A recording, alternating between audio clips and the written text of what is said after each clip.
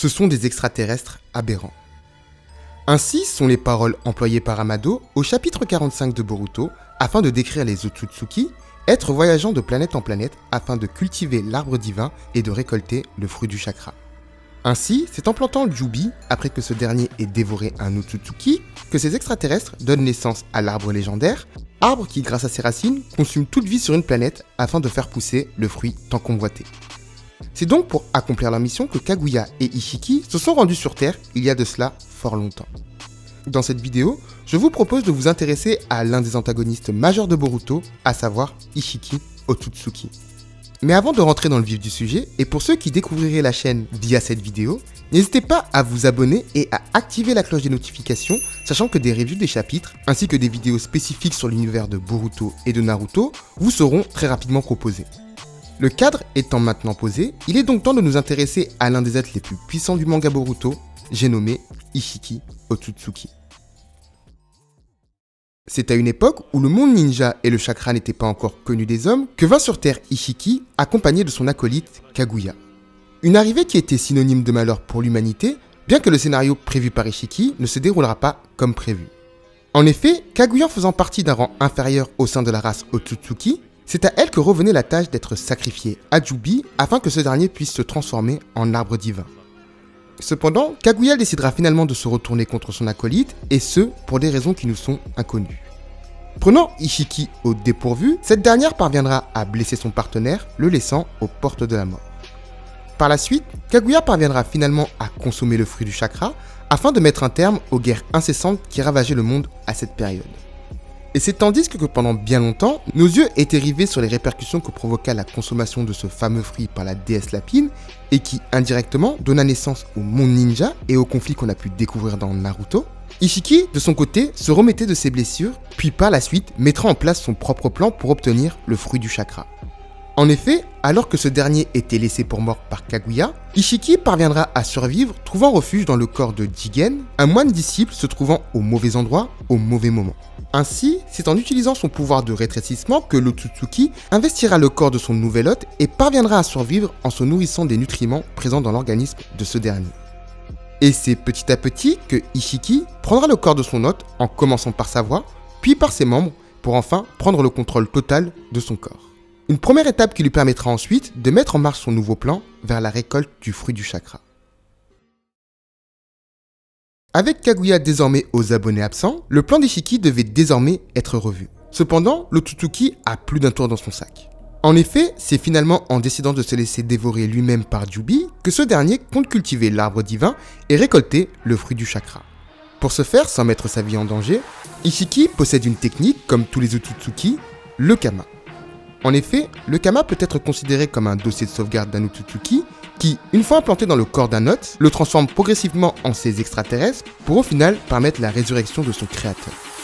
Ainsi, c'est via ce procédé que Ishiki, après avoir pris le contrôle de Jigen, lui implanta un Kama afin de disposer d'un premier réceptacle. Cependant, ce qui compte lorsque l'on grave un Kama, c'est la personne sur laquelle on le grave. En effet, la puissance de Ishiki est telle que le corps de Jigen ne pourrait le supporter.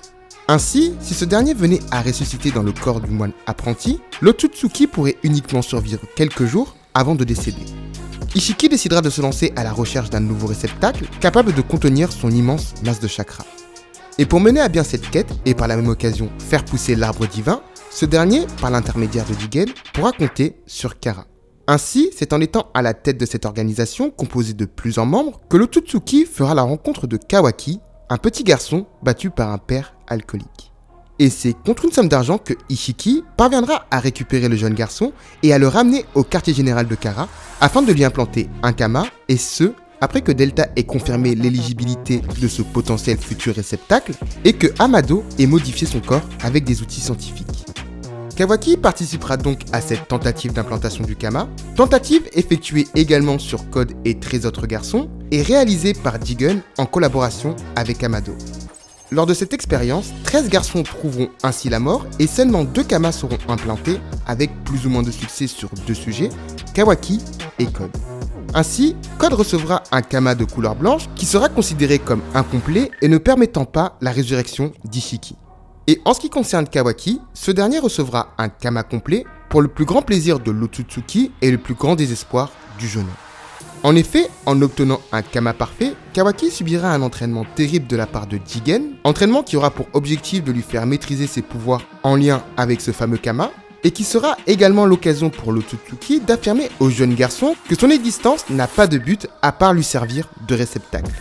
Des paroles fortes qui contrastent avec leur première rencontre où l'Otsutsuki avait présenté Jigen comme un nouveau père pour Kawaki, et ce, de manière bienveillante. La maîtrise du Kama par Kawaki est maintenant amorcée. Et c'est dans le cadre de son entraînement que Ishiki décida de tester les capacités du jeune homme en organisant un entraînement sur le terrain.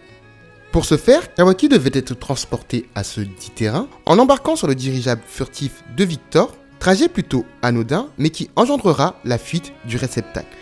En effet, alors que le véhicule de transport survolait une contrée lointaine du pays du feu, ce dernier s'écrasera au sol, ce qui permettra au jeune garçon de s'échapper. Ayant rapidement pris connaissance de cet incident, Ishiki provoquera une réunion avec les internes de Kara, réunion dans laquelle Kashin Koji se verra confier la responsabilité de récupérer Kawaki et dans laquelle Victor se verra porter la responsabilité du crash, responsabilité qui sera finalement à imputer à Koji, traître au sein de l'organisation et agissant en collaboration avec Amado. Cependant, lors de sa cavale, Kawaki sera finalement recueilli par Konoha par l'intermédiaire de l'équipe 7 constituée de Sadara, Mitsuki, Konohamaru et bien sûr Boruto. Et c'est d'ailleurs lors de sa soi-disant mission de récupération que Kashin Koji rencontrera Boruto et découvrira l'existence d'un second Kama, élément plutôt surprenant qui poussera l'interne de l'organisation Kara à se poster au village de Konoha afin de surveiller Kawaki et Boruto. Cependant, en parallèle, alors que Kashin Koji mène sa propre mission, Delta L commence à s'impatienter et doute de l'efficacité du clone de Jiraiya. Et c'est dans une discussion avec Jigen que cette dernière obtiendra l'autorisation du chef de l'organisation Kara à participer à la récupération du réceptacle, à condition que cette dernière suive les instructions de Koji. Cependant, malgré la condition posée par Ishiki, cette dernière ignorera les directives de Koji et décidera de pénétrer dans le village de Konoha afin de récupérer Kawaki pour le ramener au QG de Kara, objectif qui sera compromis par Naruto qui finira par se battre contre Delta et qui remportera son combat. Et bien que la défaite sera amère pour l'interne, cette dernière aura pour point bénéfique d'informer Jigen de l'existence d'un nouveau réceptacle. C'est donc à ce moment précis que Ishiki comprendra que Momoshiki a sûrement implanté un Kama dans le corps de Boruto, élément qui l'amènera à améliorer son plan pour obtenir le fruit du chakra. Alors que Kashin Koji continue sa mission de surveillance de son côté, Ishiki décidera de passer à la vitesse supérieure en allant lui-même récupérer Kawaki au village caché de Konoha. Mais pour ce faire, ce dernier doit tout d'abord se préparer.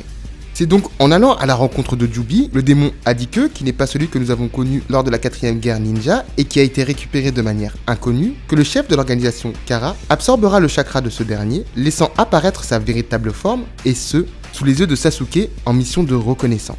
Par la suite, Jigen se rendra donc au village de Konoha, directement dans la demeure du Hokage, afin de récupérer Kawaki, désormais sous la protection de Naruto. Et c'est en faisant face à l'opposition du ninja le plus puissant du monde shinobi que l'antagoniste décidera de téléporter Naruto dans une autre dimension, décidé à le laisser sur place.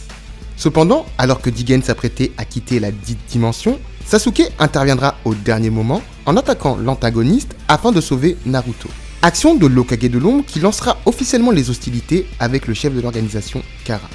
Ishiki déploiera alors sa puissance d'Otsutsuki qui lui permettra de contrer l'intégralité des tentatives des deux ninjas et lui permettra de remporter le combat de manière spectaculaire. Et c'est tout à la fin de cette rencontre que le corps de Jigen montrera des difficultés à canaliser la puissance d'Ishiki, ce qui nous montre qu'il est bel et bien un réceptacle inadapté. Et malgré des signes de faiblesse, l'Otsutsuki tentera d'éliminer Sasuke, possédant le Rinnegan et dont le Dojutsu présente une gêne pour ce dernier, Dojutsu qui permettra à Sasuke de prendre la fuite sous les ordres de Naruto afin que ce dernier conserve la vie. Ishiki quittera alors le lieu du combat en scellant uniquement Naruto, personnage que l'antagoniste ne peut éliminer à cause du corps affaibli de Jigen et de la présence de Kurama dans le corps de l'Hokage. Cependant, avant d'emprisonner le ninja, Ishiki lui indiquera qu'il souhaite également capturer Boruto afin de pouvoir mener à bien son plan. Suite à son affrontement face au ninja de Konoha, Ishiki sera contraint de se replier au QG de Kara afin de régénérer le corps de Jigen grâce à l'aide d'Amado. Une opération qui durera au total 2 jours pour que la régénération soit complète. Cependant, cette période d'immobilisation sonnera un tournant décisif dans le destin de l'Otsutsuki. En effet, profitant de cette occasion, Amado passera à la vitesse supérieure et se rendra au village de Konoha afin d'y demander l'asile politique et de collaborer avec l'Hokage, désormais libre grâce à l'intervention de Kawaki, de l'équipe 7 et indirectement de Momoshiki. En parallèle, Kashin-Koji se rendra auprès de Jigen dans le but de l'affronter, une nouvelle rencontre qui sera l'occasion pour Ishiki d'indiquer à ce dernier qu'il est au courant de sa responsabilité dans la fuite de Kawaki.